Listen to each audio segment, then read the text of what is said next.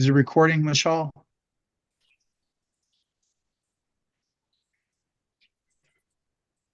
Yes, it is. Okay, cool. All right, everyone, I apologize for the delay. You know how the internet is sometimes. Shabbat shalom to you, Williams family.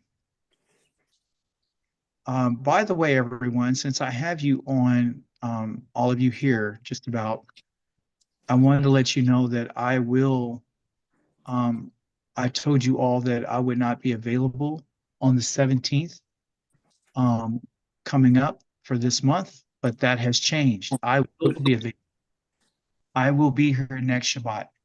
Okay. So just wanted to kind of let you know so you can mark your calendars and know that I will be here. Okay. Most High's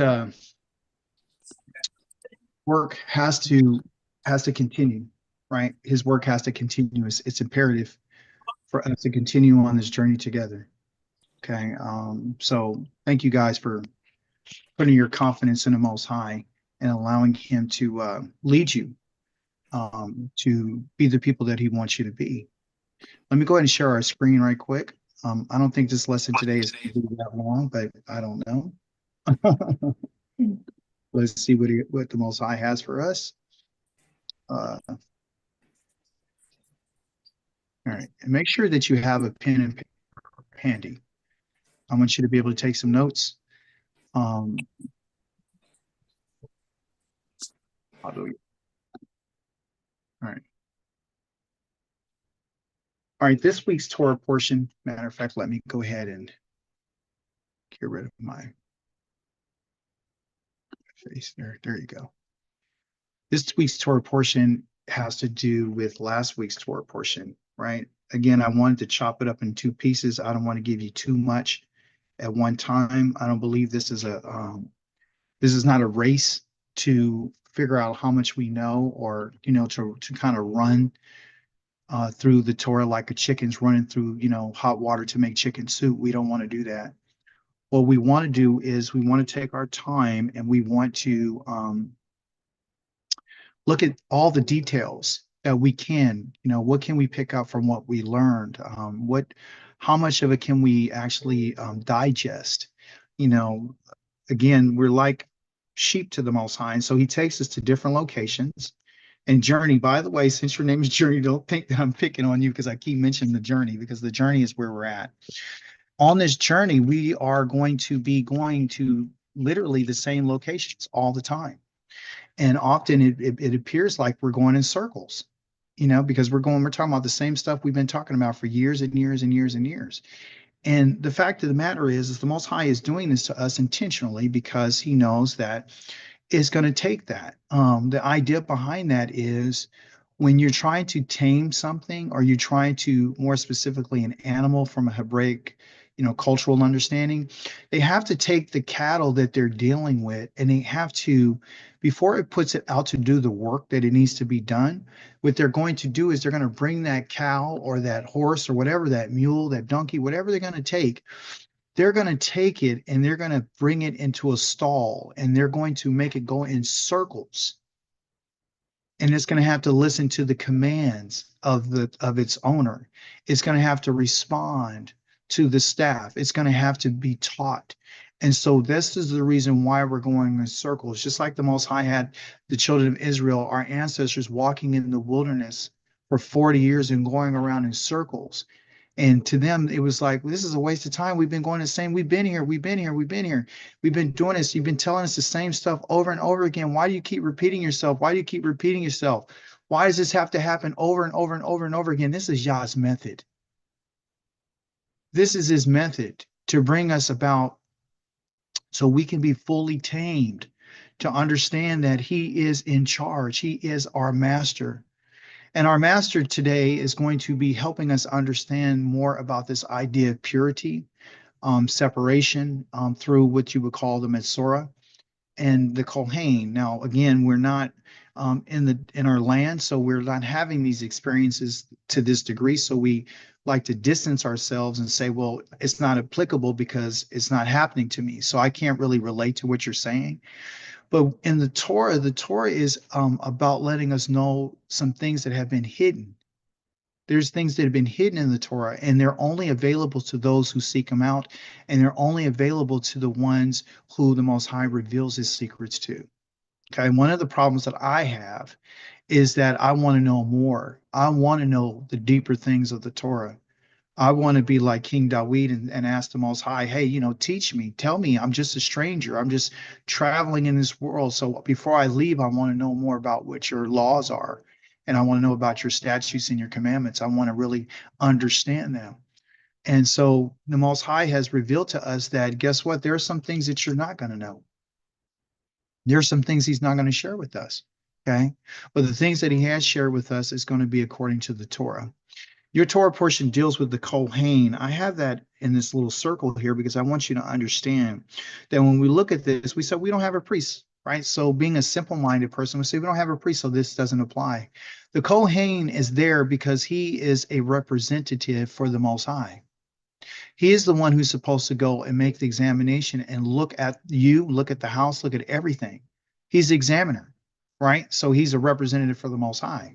So the Most High is communicating to us through this individual to tell us, or individuals to tell us where are the problems are. And he's there to identify and to let us know what the truth is about our situation, whether it be Zazarat, whether it be Mazora, whether it be uncleanness, whether it be time of separation, whether it be an offering, whatever it may be. So what they're communicating, okay, is the idea about what the Most High, how the Most High sees it, how he sees you, okay, and how he sees me.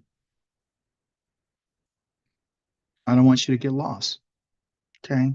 I want you to write this down. This is called Ein Kamoka, okay? In the Hebrew way of life, we do not need a whole bunch of words, a whole bunch of sentences. We need simple words that we can understand. Okay. It don't have to be too much. It could be a little bit. This is enough for today. This is enough. Ain kamoka. Ain kamoka. Ain kamoka. Like a mocha at your Starbucks, but this is kamoka. And it means there is no one like you. This is so important. Okay. I had an experience yesterday when I took my car to the mechanic because they messed up on something. And I brought it there and I had my Z seats on. An older man was sitting there and he asked me, he said, hey, what are those strings that you have hanging from your clothing? Well, that's nice. What did it mean? I told him what they meant.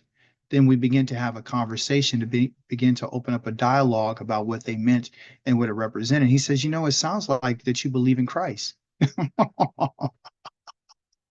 And I said, no. I said, I do not believe in Christ. I said, there is no one like Yahweh. There is nobody else. You understand? There is no one. There's Ein Kamoka. There is no one like you. And that is what you and I is supposed to understand about the Creator. Okay.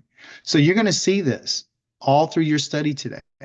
Okay. I'm going to have several different slides. And every time you see this, I want you to say it. You don't have to come off your speaker and off mute if you don't want to, but I want you to say it. I want you to say Ein Kamoka. Okay. That means there is no one like you. Okay. So this is what he wants us to understand. There's no one like the Most High. Okay.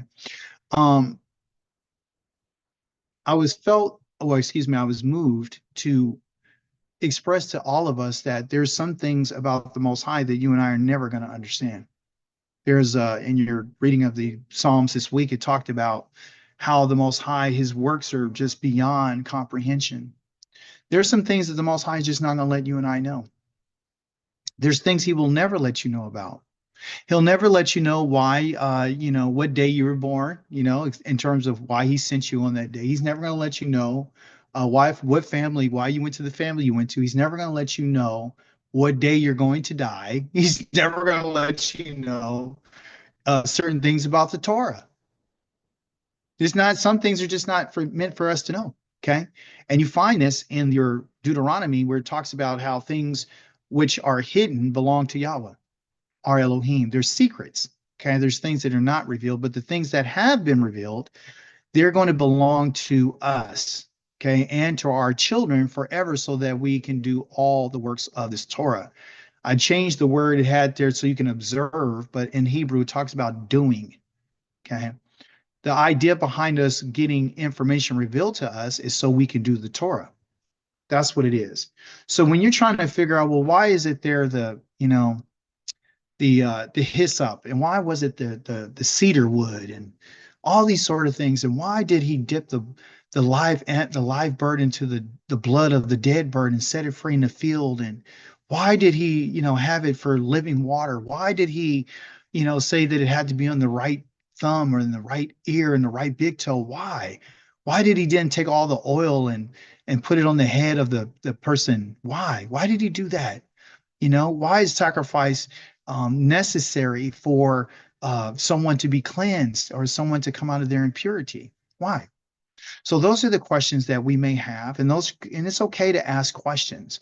But if the Most High doesn't choose to reveal those things, then He's not going to reveal it to us. And not to say that He won't; it just means not right now. Okay, so there's things that He has revealed about this Torah portion that I understand, but I get frustrated because I want to know more. But it's not my season to know more. I'm not ready. Okay. I'm not ready yet. Some of you might be ready to see something different, right? And that's the beauty of the Most High, right? So Yahweh said to Moshe and Aharon in your Torah portion this week, He says, when you have entered the land of Canaan, which I'm giving you as a possession, I will put an infection of Zazarat in a house in the land that you possess.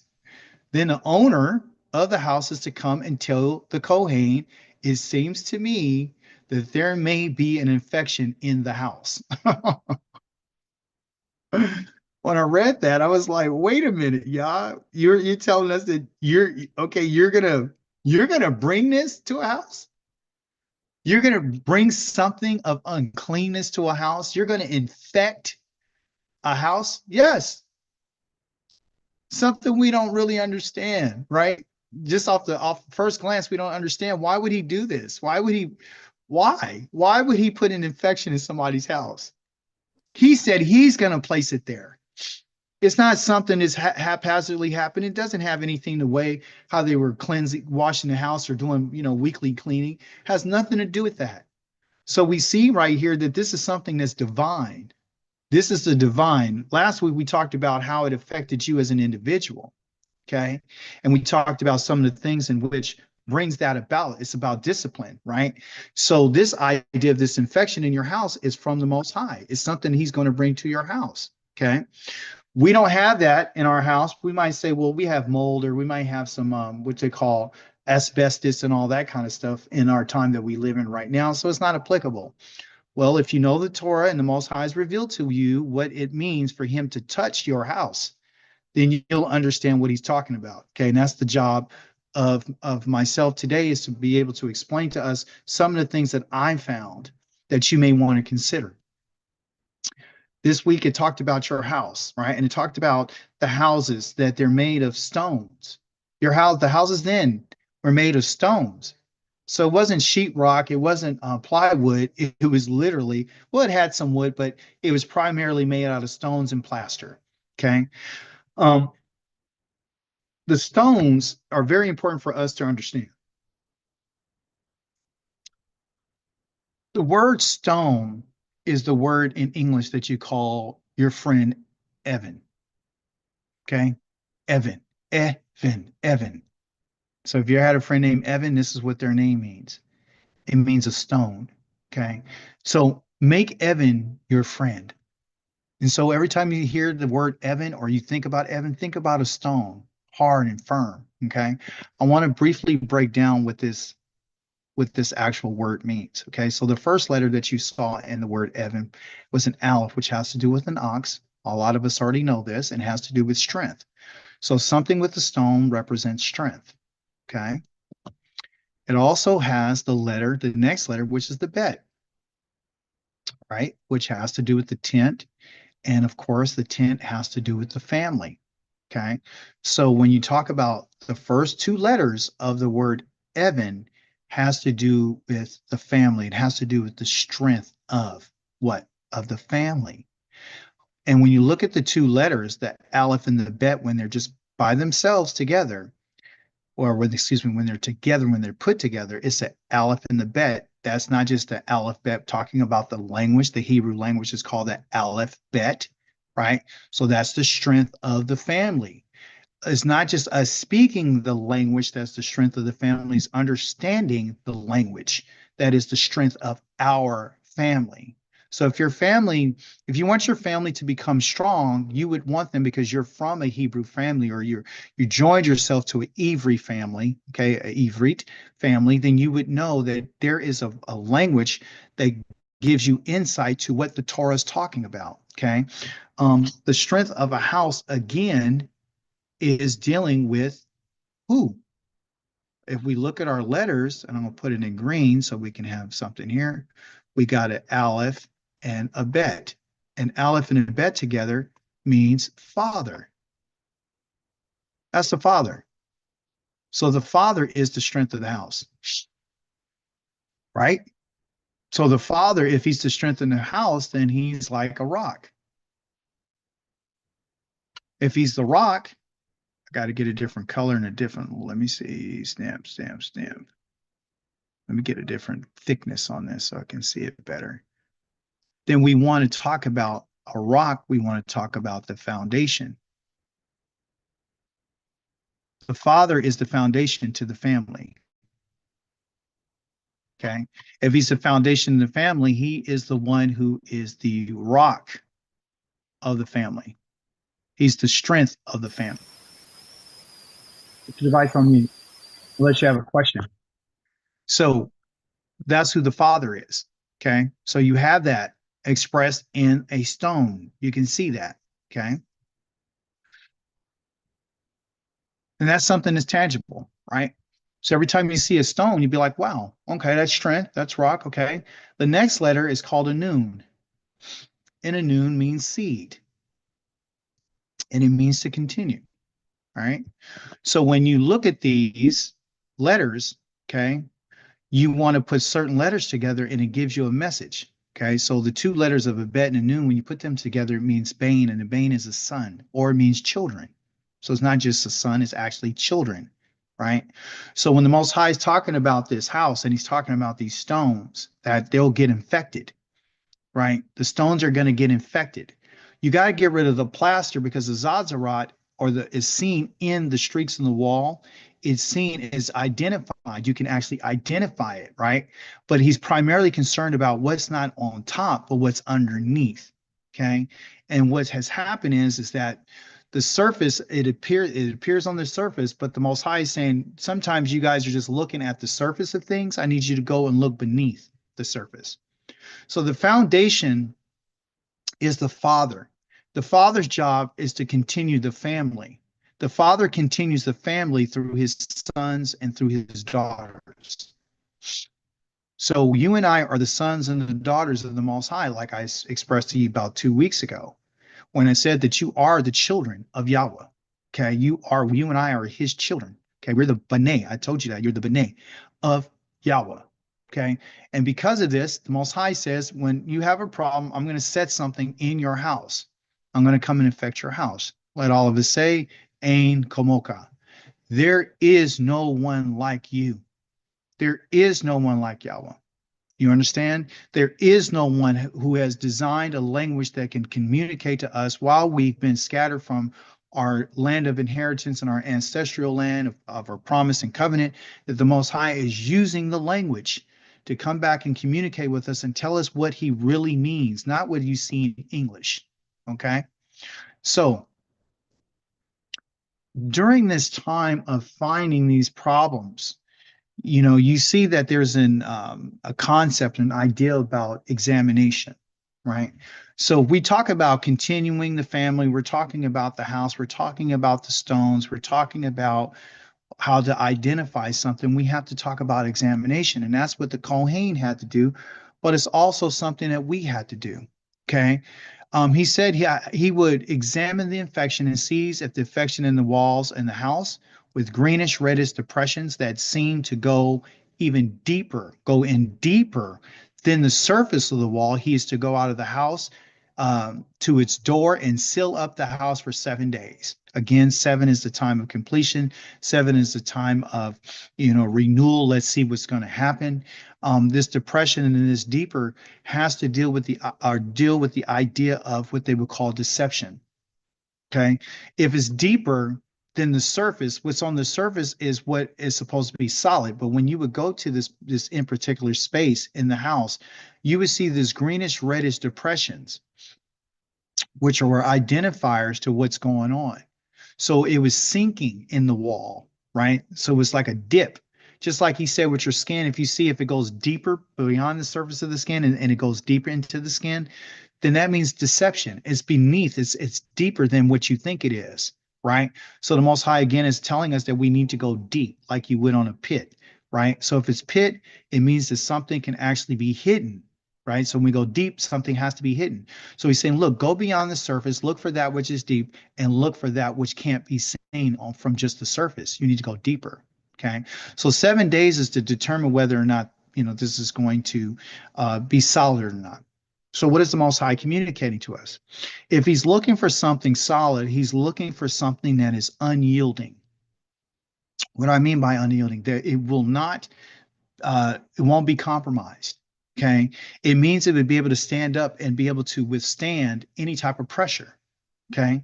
But because it is in this state of Za'arat or Mazorah, which the Most High has put on the house, he's sending this to a house to let the house know that you're not solid. The house is not solid. The family is not solid. There's individuals in the family that are not solid.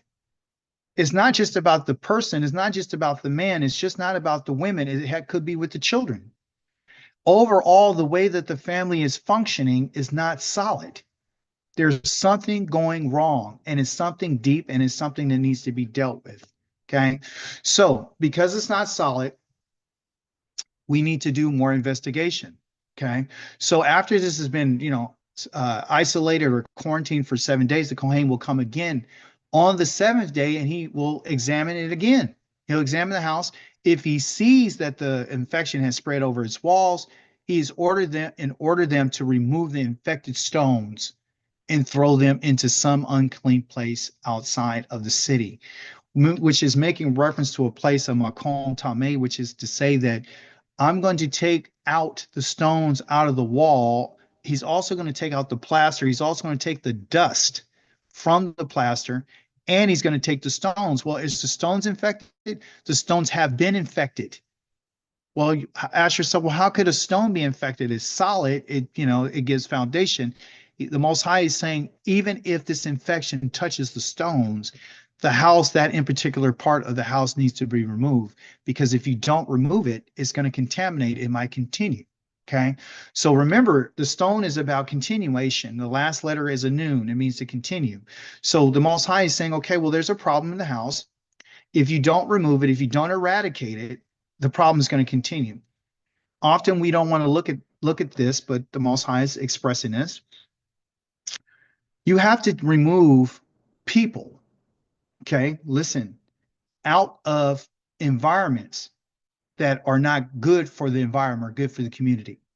We see this through the Torah. We see that the Most High says, remove this individual from the community. If they cross this line here and they do this, remove them from the community. You have to remove this wickedness from the community. Okay, you have to remove a rebellious son from the community. If they don't want to change, they were removed from the community. If you had a daughter who was a promiscuous, and she was going around and prostituting herself through speaking and sleeping with men and doing things that were not according to the tradition of our fathers, she would have to be dealt with, right? In the terms of, and I'll just say the way the Torah says it, either if she was a priest's daughter, she would have to be burned to death. If she was just a regular man's daughter who wasn't a priest, she was to be stoned to death. Okay, so the Most High says, so you can remove this wickedness. Okay, if any of your family members were involved in idolatry, the Most High said, remove those individuals who try to get you to come and worship another god. You need to not spare them. You need to take them and you need to stone them to death. Okay, so these are the ideas that we have, not been told about. These are the ideas that the Most High is expressing to us. You and I look at that and say, well, Those are the things we don't understand. Why would you do that? Why won't you give them a chance? Why won't you try to understand that they didn't know? No, that's not the way that we think is not the way the Most High thinks. He wants to remove these things out of the community. Just like your house, you have to remove certain people that don't want to follow suit with the things that the Most High has said. Otherwise, the house will continually be infected. You said, Akika, how are you making that comparison, or how are you making that judgment? Well, the Most High has made it clear. When you have something in your home that's contagious, it can ruin everyone else. It can. If you have someone who doesn't want to, listen to the Most High, it could be bad. Yes, Mashal.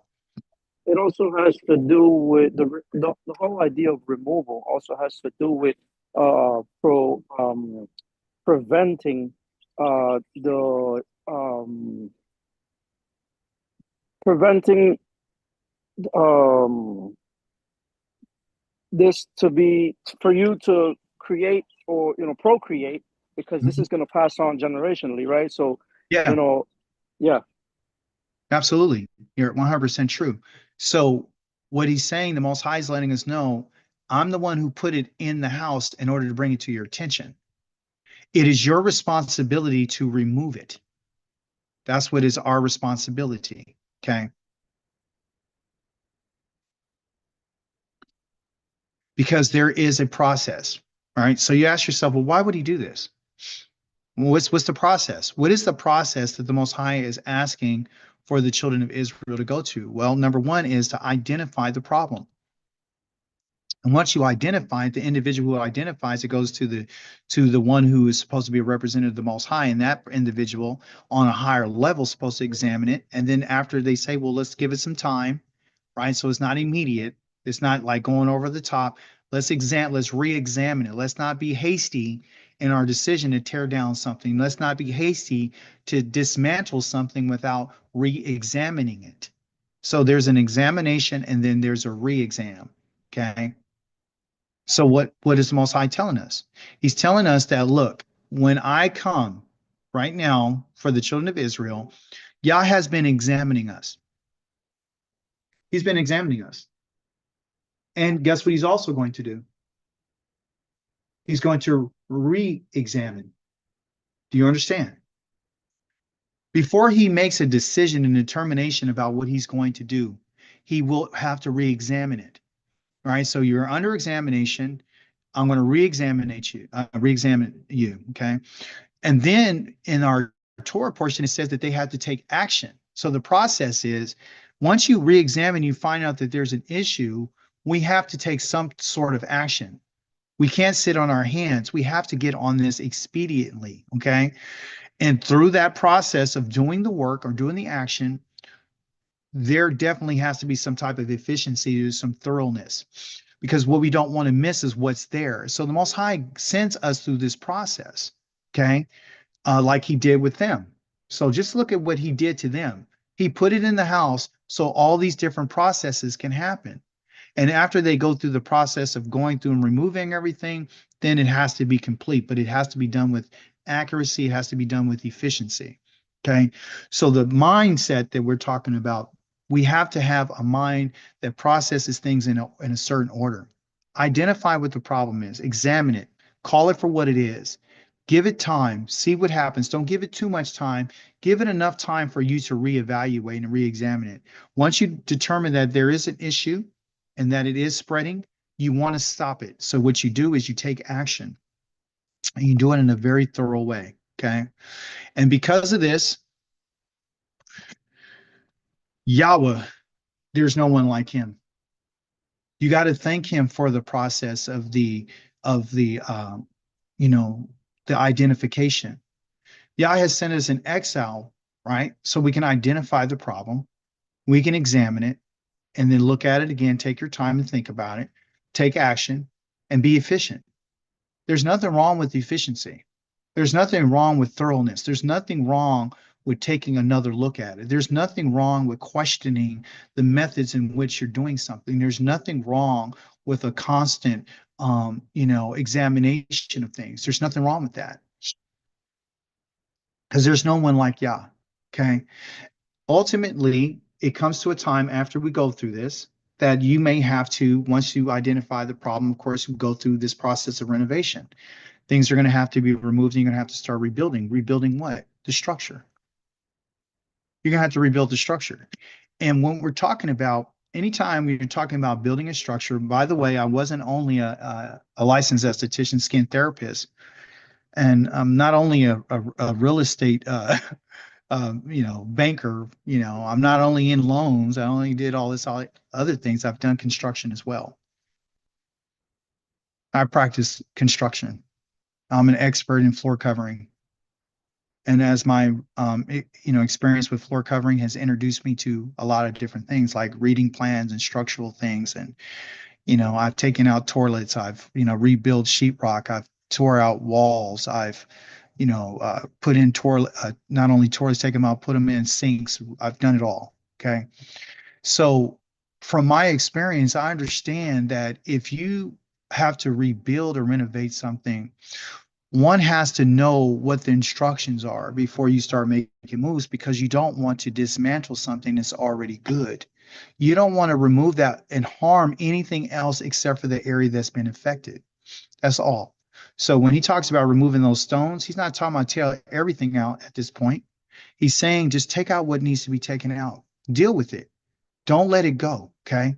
So, and that those instructions are going to happen through, in our case, the Torah, because the Most High is interested in building the structure, but he's talking about the structure of us as an individual. He's talking about how you're structured, how your family is structured.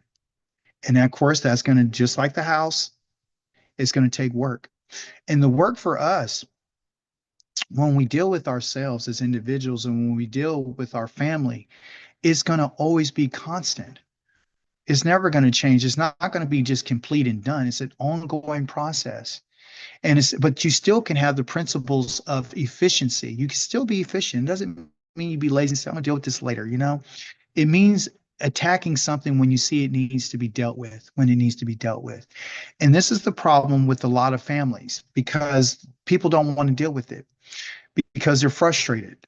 They're tired. They're exhausted from trying to make decisions and expecting things to change. This work is always going to be constant. It's always going to be the same.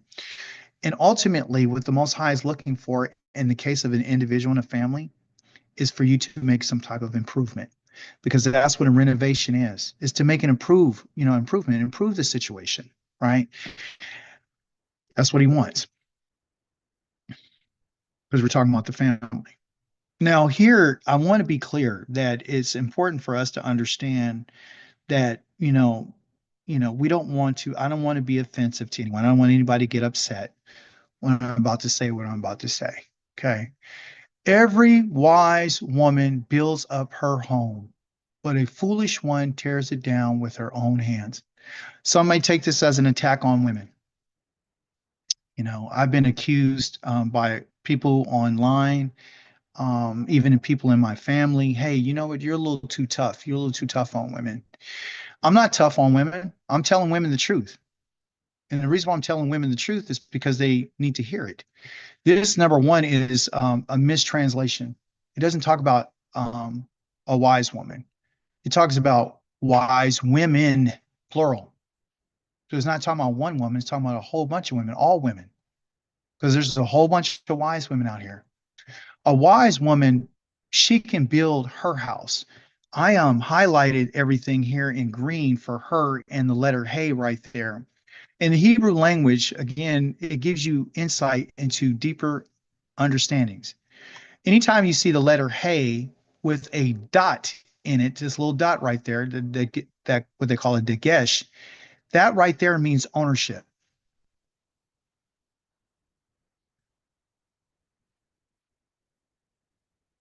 Ownership. It's her possession. Okay. And it say when a man, it says when wise women build up her house, her home. It's her home. It's not the man's home. And I want you to understand what's being said here. Okay. The husband is the owner of the wife. He's the owner of the house. He's the owner of the children. He's the owner of everything that's in his possession. Okay. Within the ownership, the people or the individuals that is owned can own things. The house is given to her for her to manage it. The husband, the owner, is an overseer of all that she does. He just makes sure that, hey, everything's taken care of. But of course, when you look in the latter part of Mishle, which is Proverbs chapter 31, you will find that this woman is what they call an Eshet Kayil. She is a capable woman. She's a woman of authority, a woman of wealth, a woman of power and understanding. Okay. This woman is not worthless, but she's wise. Okay. When it talks about her destroying and tearing down her house with her own hands, is talking about the work that she's doing with her family. That's what this is talking about. When we talk about a home and we're talking, it's hers. Okay. She's supposed to manage it. She's supposed to organize it. She's supposed to bring structure to it. She's supposed to do all those things. Now, does she have free reign to do whatever she wants? Yes, until the overseer comes and says, I don't like that. Okay. What's our example? The Most High in his house. The Most High has a house, which is the temple, and he says that I put individuals who have the mishmareth, the guardianship over my house, and I put them in charge of my tabernacle. I put them in charge of my altar. I put them in charge of my food, my bread, my light, it's all his. See? So people don't like this idea of a woman or a man saying that a woman is his possession. Or they're like an object, I'm just nothing but an object to you. There's women out here that just don't like men, period, right? I want you sisters to understand something. The way that the Most High has designed it is for you to be a treasured possession. That's what you are. You're a treasured possession. Israel is a treasured possession to the Most High. So it just goes right down, right? So the Most High treasures Israel. Israel is the Most High's possession. And let's just take another word instead of saying possession because no one likes this. Inheritance, right? We're his inheritance, meaning we're the only one he cares about. So when a husband and wife are together, understand, Okoti, that you are a treasure to that man. And this is the way it's supposed to be. But you have to be careful how you structure your home because you can tear down your house. And in context, and talking about the Torah portion this week, is talking about that which is found in the house that's supposed to be removed. And if you don't remove these things and you don't hold anyone else to account, then this can happen. The house will ultimately be torn down. Okay. It's not only what our hands do, but also too what the hands are not doing. You can tear down the house. Okay. And it's her house.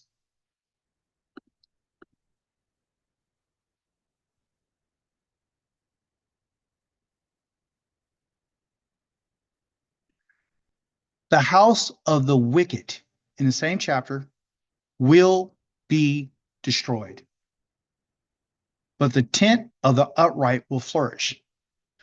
Case in point, if you and I fail to do what Yah has asked us to do, and if we fail to examine ourselves, if we fail to go through the process of removing things out of our lives as individuals and try to bring it to the community, the Most High is letting us know that I'm going to tear down your house. This is the reason why he put Zazarat in the house, is to bring it to our attention. And if we don't change our ways, okay, it's not like the Most High is just trying to punish us. He's trying to bring things to our attention. And he does it through many ways. He does it through, the food. He does it through, the animals. He's constantly teaching us. So the Zazarat or the Mazorah in the house is a form of discipline because there's something going on in the home that the Most High doesn't like. And more than likely, it's always going to be attached to idolatry. And you say, well, there's no idols there. Didn't mention anything about any idols. It has to do with stones. It has to do with the foundation. It has to do with that was supposed to be solid. It has to do with that which is supposed to bring strength to the house. Okay. It has to do with the family. It has to do with the father. It has to do with the children. It has to do with these things. And if we don't address these things, the house is going to be destroyed. Your family's going to be destroyed. But the tent of the upright will flourish. In your Torah portion, it talked about that living water. I don't have a slide for it, but it said that when you kill that bird, you're supposed to kill it over living water, not running water, living water, which means to be fresh water, something that's flourishing. And the reason why he's doing that is simply because that identifies that the Most High is bringing the person who's been on the outs, the person who's been sequestered, the person who has had these problems, the person who's been put under this distress, to bring them back to a place of prosperity. Because that's what flourish means. It means to grow, it means to develop. It means instead of it breaking out like a bad rash, instead of it breaking out like zazarout and spreading throughout the house, what he's saying is, I want you to flourish. I want you to prosper. I want to bring wealth back to your house. If you got to tear down your house, you're going to lose your wealth. That's a big piece of this.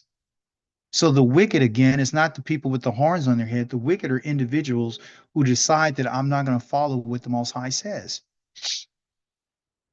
And we don't want to identify ourselves with the wicked because we think they're just the people out here crying on the name of another God. They are wicked. Well, the Most High tells us in Psalms 50, there are wicked people among his people that proclaim his laws.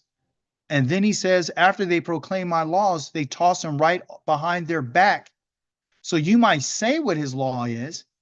You might say, yes, he said that, but you don't do it.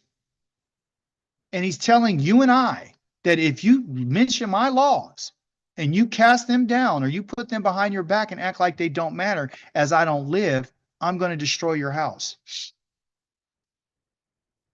Not a threat, it's a promise. It says that if the infection returns and breaks out in the house after the stones have been removed and the house is scraped and plastered, then the Kohen is to enter and examine it. And if he sees that the infection has spread in the house, it is contagious. Zazarat in the house, it is unclean. Okay. Now, the idea behind this spreading has to do with sowing, like the Most High says, I'm going to spread you to the nations. He's doing this, right? He's letting you know that this disease that I put there has now spread. That word contagious right there has to do with, it just says contagious in English, but it has to do with being bitter. It has to do with bitter. It has to do with something painful. So here is the reason why this is spread. Because you might ask yourself, if you put it there, does he determine whether it spreads or does it spread on its own? It spreads when the individual that is supposed to go in and take the stones out, when they're taking those stones out, they haven't taken the time to examine why they're taking the stones out. Why did the Most High put this in my house? Why? So what they do is they get bitter and angry and they're pained by the work that they have to do because they don't want to make the changes. They feel like this is so frustrating for me. I got to do all this work. What did I do? So they start looking at that, right? Or what's going on, you know? But they're not looking at the overall picture. They're not really taking the time out to think. And I think that's what you and I are supposed to look at. When bad things happen to us, we automatically would like to just sometimes ignore them or just say it was happenstance. It's not happenstance. It's the Most High trying to get our attention. So he tears down their house, their whole entire house, because they're embittered about the process. They're embittered about the work. They're embittered about having to scrape the whole entire house. They're embittered about picking up those heavy stones and having to start over. They're embittered that they have to take that to outside of the city. This was not an easy task. It wasn't just take it on and throw it on the side of the house and wait for somebody to come and pick it up. You were responsible for taking the dirt, the ash, the plaster, the stones, everything that was infected had to be taken out. And it was cost. It cost time. It cost energy. It cost resources. You have to go get new stones. See? So it's not easy. And Yah does this. It's his doing. Ein kamoka. Because there is no one like you. There is no one like Yahweh.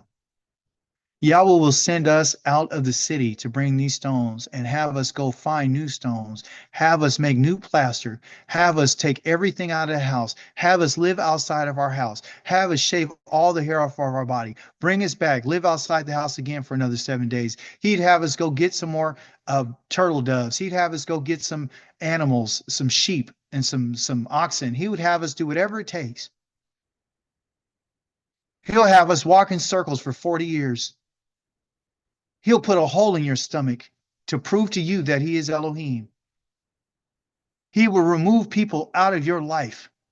He'll bring people into your life. He'll make your job very difficult. He'll have people do stuff to you and you don't even know why it's happening because he wants you to think about it. Ultimately, everyone, there are things that have to be torn down. When Yah cannot get to us and he cannot communicate enough to us, and it's been over and over, and he's been talking and talking and talking, he's going to take some action. Now that you've demonstrated that you're frustrated at the process and that you're not willing to do the work and you're not willing to make the changes, you're not willing to scrape the stones, you're not willing to remove that which is infected, you're not willing to take any action, you have been left with no other choice but to tear the whole entire structure down. And Yah doesn't have a problem with that. And the reason why he doesn't have a problem with it is because he's interested in destroying. And it's a purpose behind the destruction. He says, today I have placed you over nations and kingdoms to uproot and to tear down, to destroy and to demolish. Because every time he destroys something or he demolishes it and he brings it to nothing, his whole intention is to build it again in a planet and to make it better. So when I say that he's going to destroy our house, I'm not saying in a way that takes any joy. I'm not saying that we should be happy about it.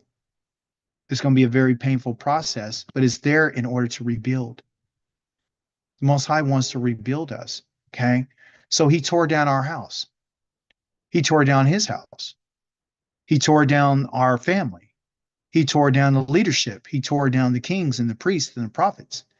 He tore down the men. He tore down the women. He tore down the children, the old and the young, because he's interested in rebuilding.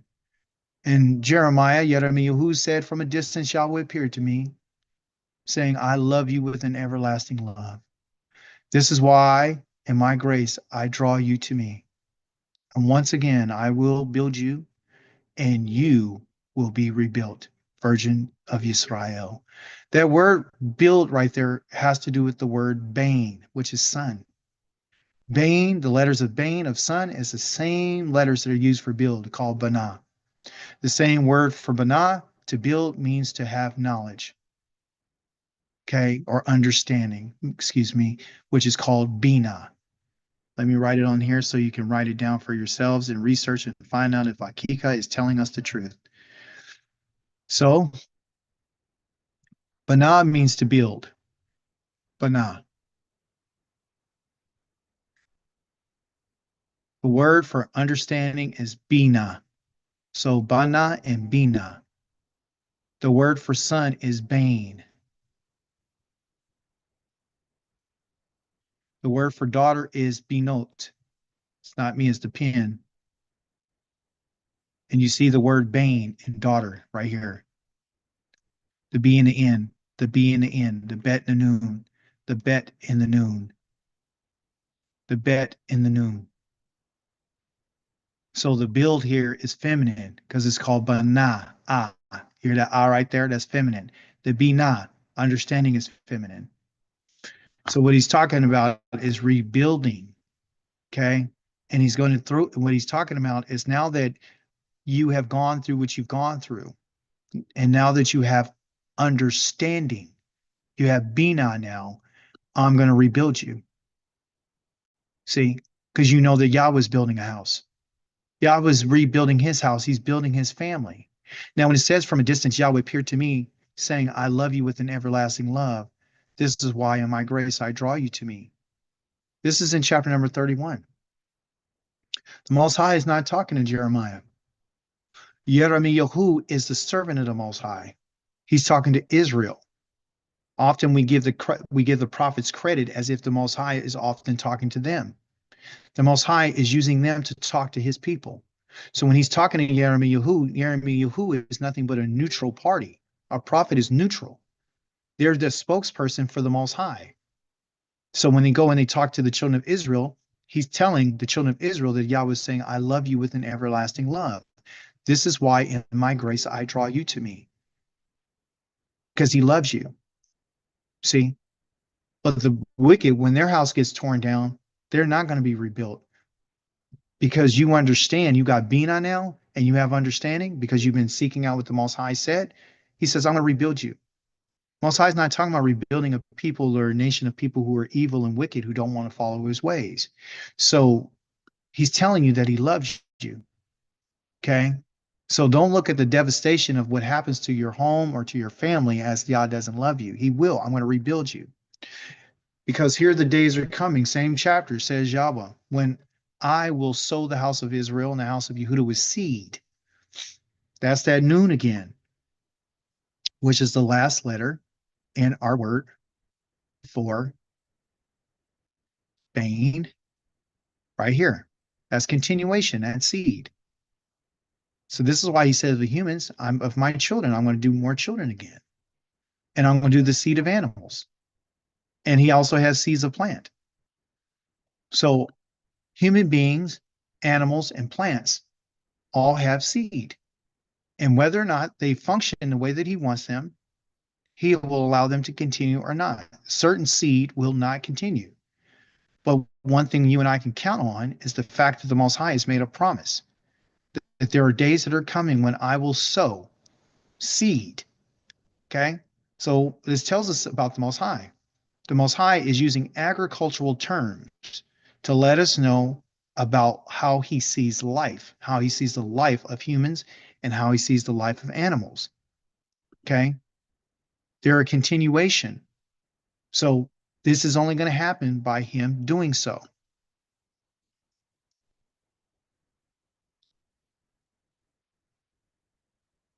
At that time, just as I used to watch over them with the intent to uproot, break down, overthrow, and destroy and do harm, so then I will watch over them to build and to plant.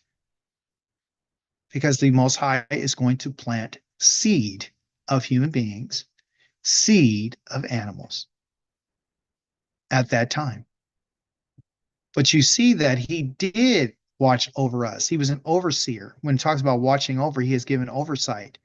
And so he's letting us know that when I look out into his garden, he sees things and he's saying, look, I'm going to break down, I'm going to overthrow, I'm going to destroy, and I'm going to do harm. Not because he enjoys it, is because it has to happen. You understand? Just like in a house of Za'arat and in the stones and in the plaster, it has to be torn down. There is no other choice. You understand? In order to rebuild and to plant something new, you have to destroy that which is contagious, that which is sick, that which is harmful, that which is spreading, that's which is disease, because you're living in a state of uncleanness. See? So there's nothing wrong with the breakdown, overthrow, destroy, and do harm process. There's nothing wrong with it. He says he's going to do it to the nations. He's going to do the same thing to them. He's going to do the same thing to us.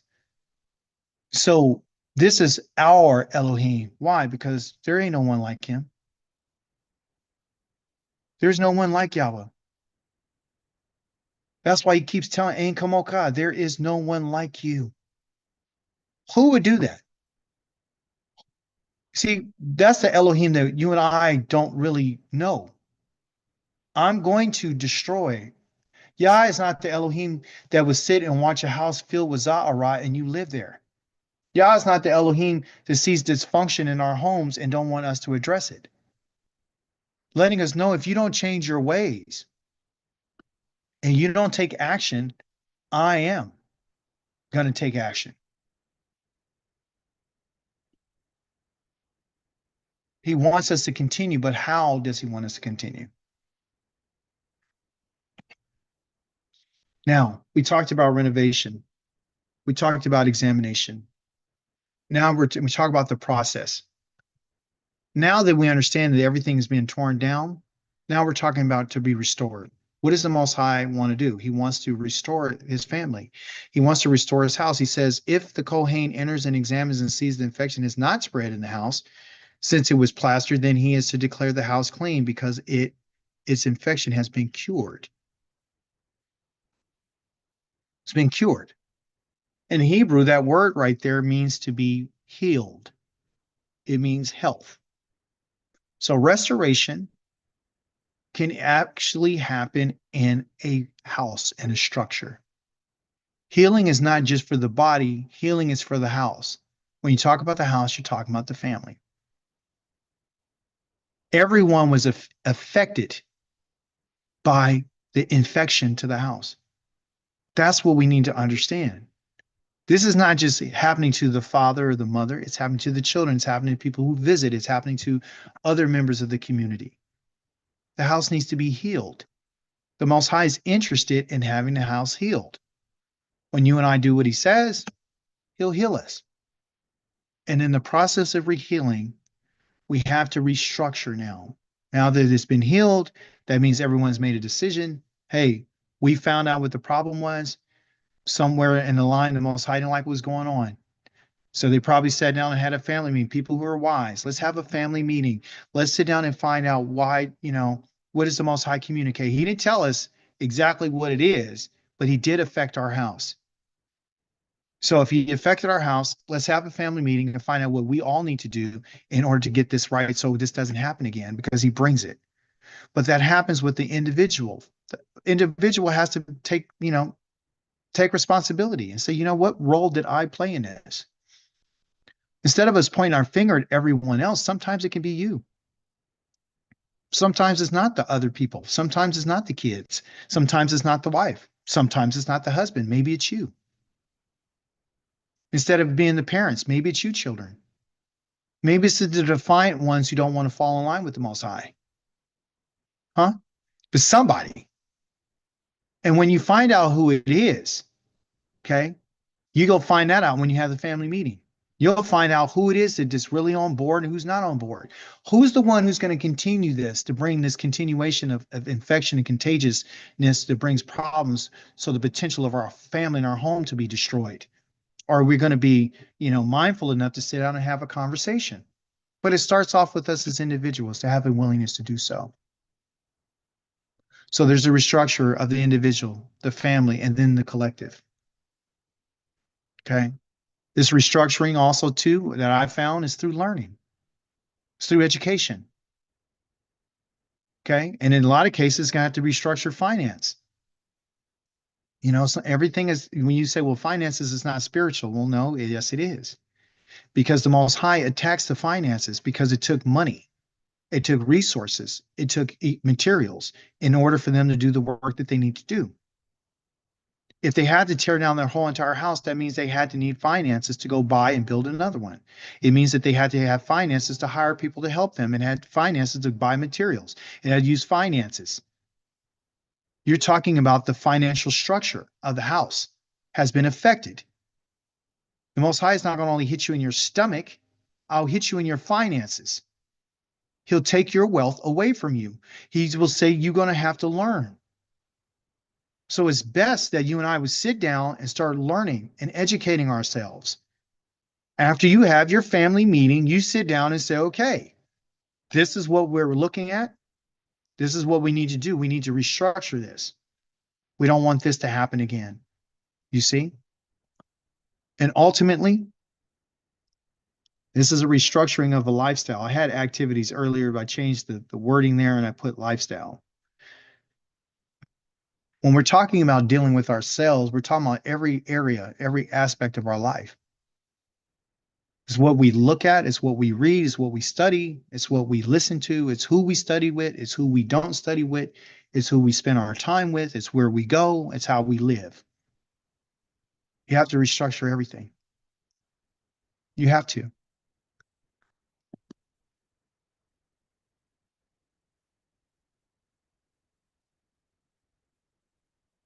Now we come to the part of the teaching that I want to explain about a transformation. It's very important, very, very important. In the transformation process, I want you to understand something. I want you to understand that when you and I take this move, when we start deciding, right, that we wanted to have something to be different, we got to know what it looks like. Okay. One of the things that we have to understand about transformation is that in this process, we're going to have to be open to change. We have to start questioning ourselves. And then when we question ourselves, we have to look at, okay, well, what are some of the evidences? Why have I taken this position that I've taken? Why have I taken this stance that I've taken? And has it worked for me? Have I really investigated, or am I just stuck in looking at the way that I want to look at it? Right. So we have to be able to do that. We have to be able to find out what evidences do I have that can support my position, and are they valid? Are they really valid? Um, is this evidence valid? Is it admissible? Can I really fight a case or an argument with it? Right. And ultimately, what we're looking for is we want to be able to make the changes that we need to, and we want to be able to make significant changes. We want to adopt a new way of life, right? And so by doing so, we're going to have to adapt to what the Most High wants us to adapt to. And that sometimes have to be radical, right? And the radical change and the radical transformation means that everything has to go. That means that we're changing the whole system. We're gonna changing everything. I have to change my mind. And he's not literally talking about a incremental, because often, like you saw in your Torah portion, where, hey, I got the Zazerite and a couple of stones, some plaster, I'll tear it out. I'll have to take the whole thing out. That's like a renovation move, right? But there's also other things that you can say too, like, okay, well, I see some defects in the existing construction. I see some things that I'm not too happy with about the structure and how things are working. So let's go ahead and transform everything. Let's transform our process on how we've been working together, in terms of making decisions. How do we process that? It's been working this way, and it's been okay, but it really hasn't. We find ourselves in the same position again because we've been making incremental changes, not actual radical change.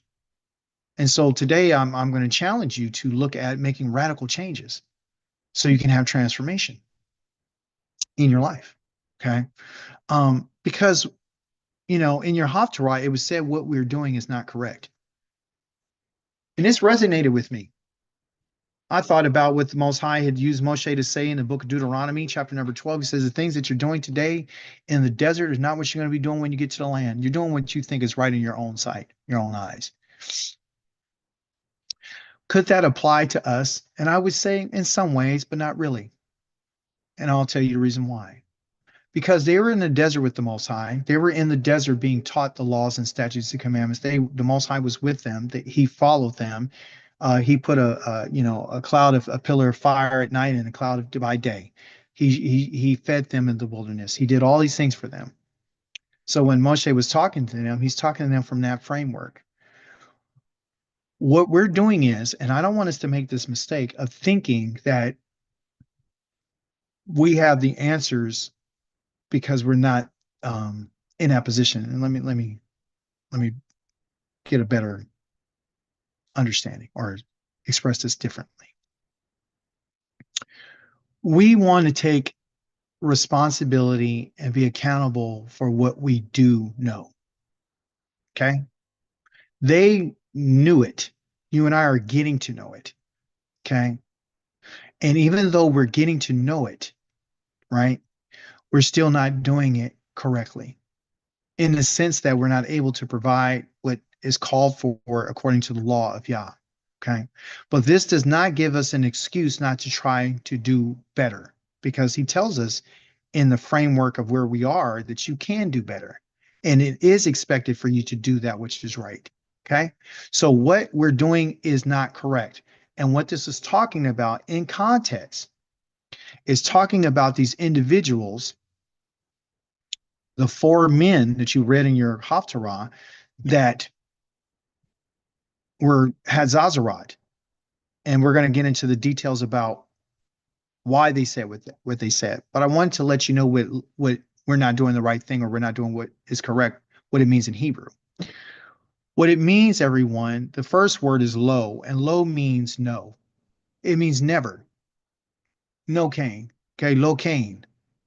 Lo Cain means this is not correct. Okay, not as this wrong, but it's not correct. Okay, the correct, when I was doing my research, I know that the word Kohen has to do with these two letters. That's the first letter of Kohen. The noon right here is continuation. That is in the last letter. And then the H right here, and then, let me see right here, O, and then Kohen. So in the word Kohen, meaning priest, okay? So Cain is connected to a priest. Okay, so we're not doing what's right. We're not doing what's correct. We're not doing which has been established with his firm. We're not doing that which is correct. Okay. So how do they know that they weren't doing that which is correct? Well, the first letter is the palm of the hand. Okay. So that's your cough right there. The next one is the seed. So I want you to imagine to put a seed in the palm of your hand. And when you look at it right now, it's in your hand. Okay. And what you're supposed to do is look at that seed and know what type of seed it is that you're about to plant. A seed in the palm of the hand is not there just for you to plant it, it's there to examine it and to know that this right here needs to be placed in the dirt at a certain level. Not all seeds, okay, are planted the same way. Not all seeds are planted the same way. It really determines or depends on what you're planting. So the examination of the seed in one's hand is supposed to determine how am I supposed to plant this. So the idea is they're starting to consider. So when they talk about low Cain or that which is not correct, that means that they've actually thought about something. So what we're doing is not correct. That means that at this time, it's not necessarily uh, an indictment. What it is something to say, let's consider. Just like the seed that's in the palm of the hand is supposed to be looked at and considered and examined, you and I are supposed to be able to look at something and take the time to examine it and to consider what's right and what's wrong. And often we don't do that enough. We're hasty. Just like I said, when you find Zazarai, you don't freak out. You find out where it's at. You have the priest come in, the Kohen, he examines it, gives you the firm decision about, okay, this is where it's at. Just this space right here. He didn't come in and it's like, okay, tear out the whole wall just so we can get rid of it. No, don't don't overdo it. Okay. So locaine means just at this in particular time, I need to consider. That's all. So when you talk about I'm not doing the right thing, or we're not doing the right thing right now, right? What we're doing is not correct. That means that they took the time to consider. They took the time to look at it. They took the time to find out what they were about to plant. Okay. And that's where you get your word locaine from. That has the connection to the priest. And the priest, of course, is firm. He's the foundation of of the community. And then he's the one who determines what is correct. Okay. But here's the crazy part. All right, let me take that word out. It's not crazy. The most beautiful part, the most amazing part is this. They were able to determine that something wasn't right or correct because they considered it themselves. They didn't need the Kohen to determine this for them. That was the point that I want to make. So Locaine is not, so when they said we're not doing what we're doing is not correct, didn't happen because there was a priest standing there. You understand? So the idea that you and I can't make a decision and we can't examine and we can't consider because we don't have a Kohen, then you and I don't understand what's going on. Then you and I are faulty. We're being lazy. He's telling us that the locaine can happen without a Kohen. You hear the locaine, Kohen? It can happen without a Kohen. That's the reason why the Most High put us in exile. So we wouldn't have a Kohen. So are we not supposed to make decisions? Because you don't have a priest? Now listen, and your Haftarah says, now there were four men with Za'arat at the entrance of the city gate, and they said to each other, why should we sit here till we die? So that's the first consideration they had. They were thinking, they were talking to each other, right? And the thing is, they don't want to die.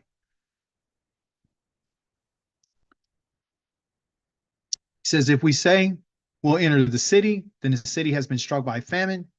So we'll die there. And if we still sit here, we'll also die. So let us go, surrender to the army of Aram. If they spare our lives, we will live. And if they kill us, we'll only die. Okay. So why was this in your Torah portion?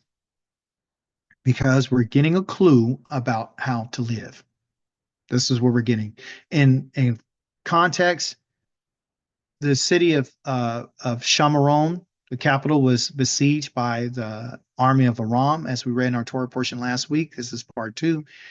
Last week, one man from the Armenian army was healed. But here again, the Most High has sent the army of Aram against Israel, the northern tribes, and they are besieged and they're in famine. There is no food. They are eating dove's dung. Okay, some scholars have said, oh, it's a plant. No, it's not. They ate dove's dung, feces. They were eating that. And they were eating their dead bodies, or after killing their own children, eating them as well. So it was a very disastrous time. So these, men who had Za'arat were already out the city gate. They lived outside, but they were suffering. They were hiding and they were scared. But they're like, if we sit here, we're not going to eat. We're not going to live. Your life has to do with your stomach. So they're talking about, we want to have food. We want to live. We don't want to go to a place with famine. We're going to die there if we go there. So what they're doing is they're considering and trying to find solutions on how to live. Okay. And so during this process of the Most High making this happen, he's bringing out the idea of how they need to transform. Okay. I wrote this here called measure twice and cut once. That is something that I was taught in construction. Okay. This saying here is something that was, I don't know who the author is, but it's an old saying that talks about measure twice and cut once. Why? Because what we want to do is we want to make sure that we don't have any losses. If you only measure once and you're going to end up cutting twice, that means you're going to waste materials, you're going to waste resources, you're going to waste your time, and it's not going to work. So I mention this because in your Haftarah, you're going to see something about someone doing something twice. Okay. They did something twice, and then they finally made a decision, right? So the principle of measuring twice and cutting once is applied in this idea. Okay. In construction, if you cut something and it's short, you just wasted that material. Materials are wasted. That means money's wasted. That means time is wasted. It means that you're not accurate. That means that you're not on schedule. Okay. You understand? So this principle needs to be applied in everything that you're doing, right? You want to be efficient. So the only way you can do that is by taking a double look or doing something twice. Okay. And doing something twice is something that the Most High wants you to do. This is the reason why he's put us in slavery. Okay. Right. The other times they were just oppressed and they were sent all these other places. But more specifically, there's two Egypts, the one that they were in, the one that we're in. There's something has to be done twice, because twice means a witness to testify to what's going on. So what he's saying is, in the measuring twice and cutting once, I want you to have a viable witness. That means that I looked at this 2 times. Okay. And that isn't in your examination, right? So let's put all the pieces together. So these 4 men, when they were there, these men with Za'arat reached the outskirts of the camp. They entered one of the tents and ate and drank and took some silver and gold and clothing and went and hid it. Next, they returned. I mean, they did it again and entered another tent, took some stuff from there and went and hid it. So what we're seeing here is what they would call a behavior, what we're seeing as a pattern, what we're seeing as a witness to something. The reason why these men have Za'arat is because they didn't actually want to change. They were living outside the city. The Most High is interested in you being part of a community, but he'll sit you outside until you learn. So they were put outside and they thought, well, you know what? let's go to the Amorites or the Aramis. Let's go to them because with them, you know, we'll live. And more than likely, as Naam was accepted, the guy last week, he was accepted, but he just wanted his life to be changed. They can live that way and never be changed, and they were okay with it. Okay, they just want to live. They just want their food in their stomach. Okay, but once they had their stomachs full, they ate, and their life was restored to them in that regard.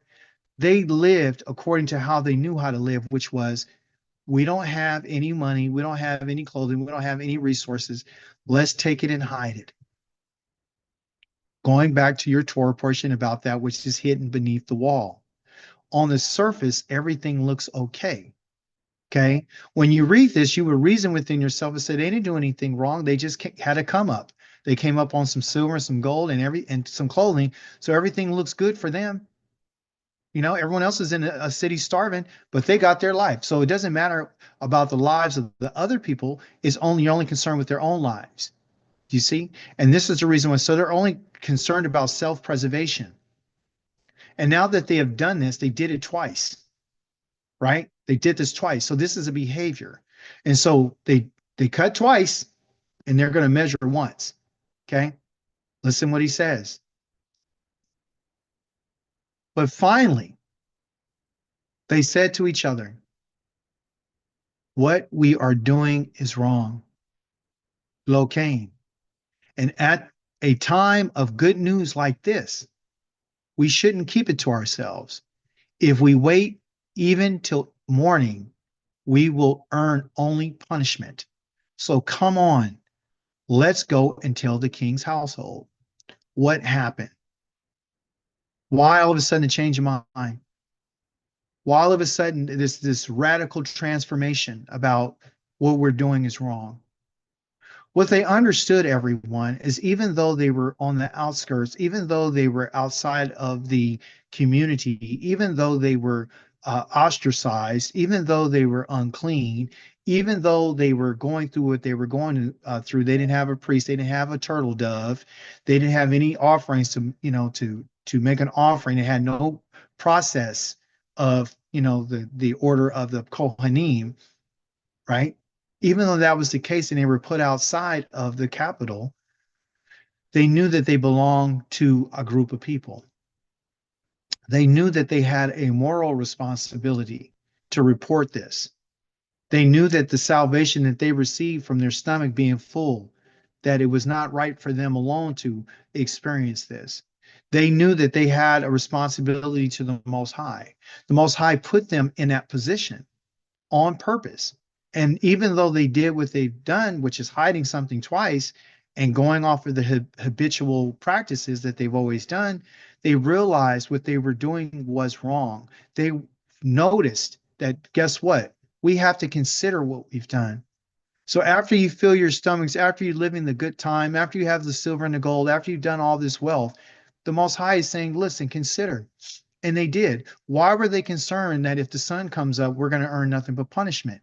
Because, like we've been learning, your praise is only good for the day, but also not only is your praise only good for that day, your uncleanness is only good for the day. You have a privilege of going into another day in a different way.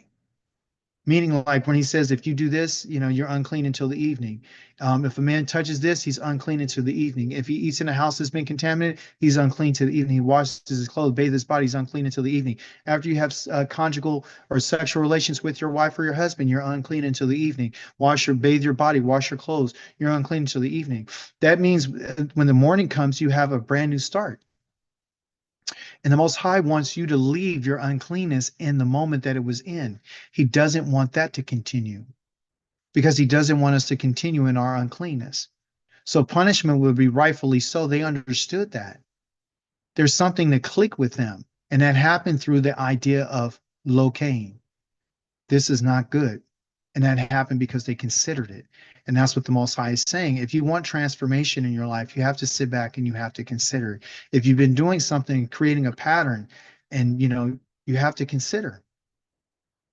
So Ein Komoka, there is no one like Yah. And you can see his mercy. You can see his compassion. You can see that he can use these men with Za'arat. He can use them in their uncleanness to bring salvation to their kinsfolk. You can see that he can change your mind even while you're in your uncleanness. So you and I right now are scattered to the nations. We are in our uncleanness. He says, you're profaning me, but it doesn't mean that you can't do good. It doesn't mean that you cannot say Locain. It doesn't mean that you can't consider, because there's no one like Yahweh and Kamoka. There is no one like him. You see, when the time arrives that all these things have come upon you, both the blessing and the curse which I have presented to you, and you are there among the nations, which Yahweh your Elohim has driven you, then at last you will start thinking about what has happened to you. That you right there is not plural, that you right there is singular, is dealing with the individual. You will start considering, you will start thinking about what has happened to you as an individual. That's what is going to happen when you're in the nations that the Most High has driven you to. So the Most High is looking for us to think. He's looking for us to consider. And so, and you will return to Yahweh.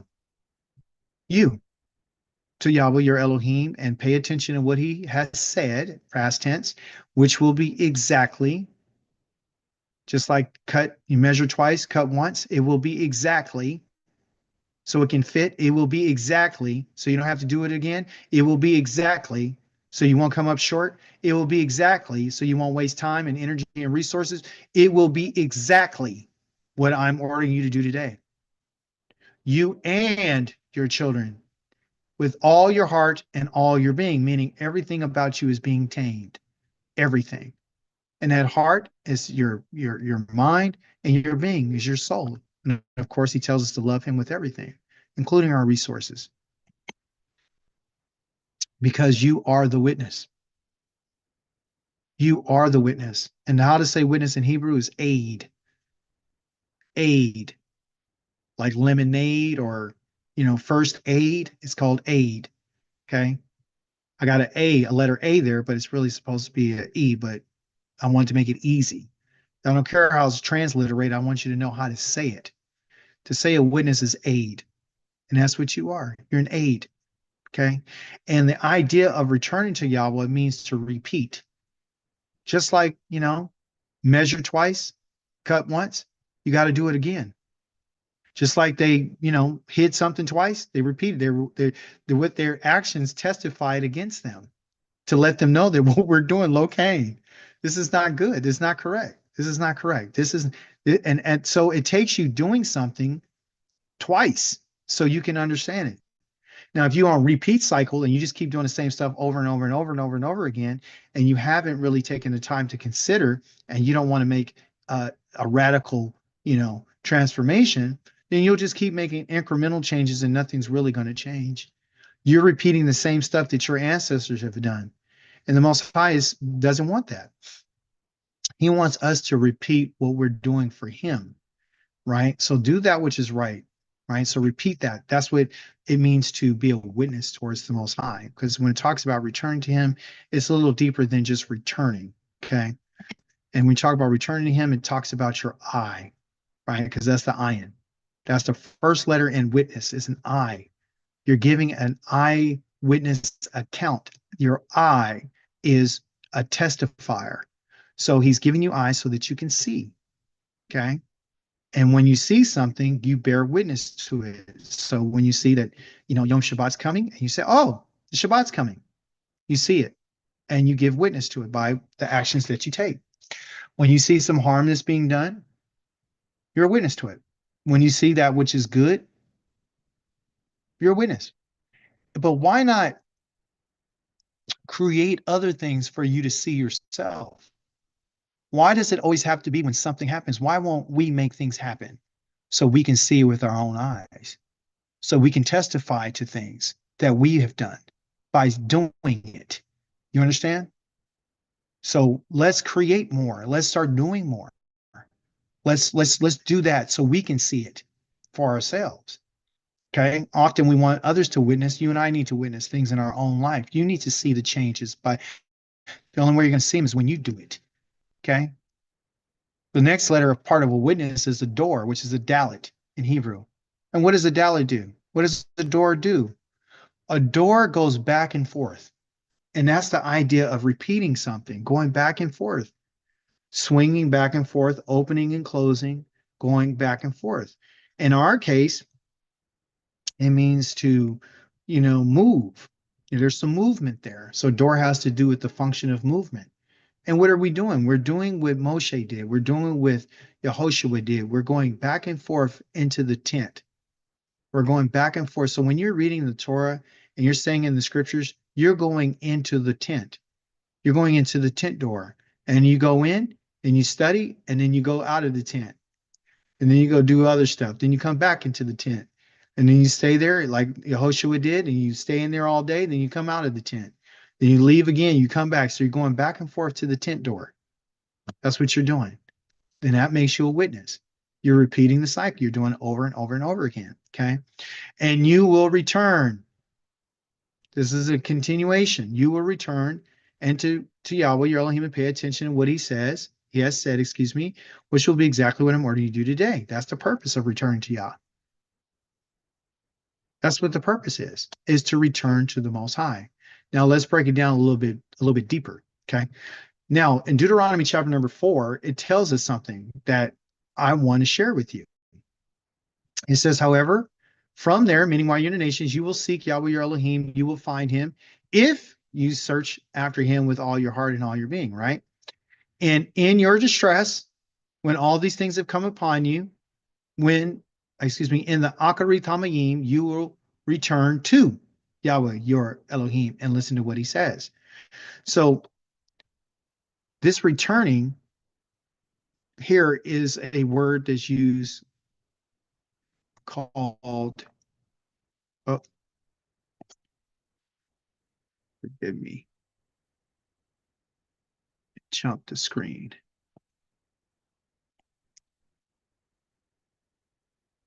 When it talks about returning, this word right here is to mean to shuv. That means to change directions. Okay. That means I'm going this way. I said, you know what? I need to ask some questions. I need to ask some questions right here. What am I doing? Is this working for me? Nah, I don't like the way this is going. Maybe I should turn around. So then you say, you know what? I'm going to go back this way. That's shuv. Okay. Now, you did the turn because that's what shuv means. You turned, right? But what are you turning to? And it says turn to Yahweh. Well, how do you do that? That's the question. Because we'll return, right? We'll turn, but how? How? What does it mean? Especially in the last days, because Akarith mean the time of trouble, right? So right now we're not in a peace, we're in trouble, right? That's what that word Akarit mean. Akarit means heat, trouble, problems in these days, times of distress, okay? Which it keeps increasing. So how do we do it? We do this through this. What I just read to you is exactly what this says. It says, oh, what is it? Does it not like me? Is the computer it don't like me or something? What's going on? It says,